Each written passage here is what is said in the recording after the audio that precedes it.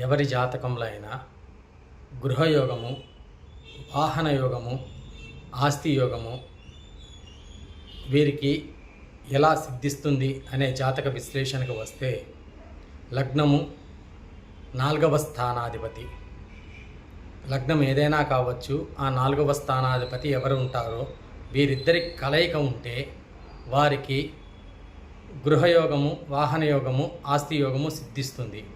ఇలాగే మరి ఒక పద్ధతిలో లగ్నమునకు ఉన్న నక్షత్ర అధిపతి, 4వ స్థానానికి ఉన్న నక్షత్ర అధిపతి వీరిద్దరి కలయిక ఉన్నప్పటికీ కూడా ఈ యొక్క గృహయోగము, ఆస్తి యోగము సిద్ధిస్తుంది.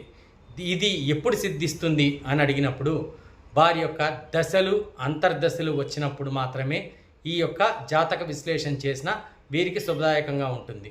ఈ వీడియో నచ్చితే లైక్ చేయండి, షేర్ చేయండి, సబ్స్క్రైబ్ చేసుకోండి.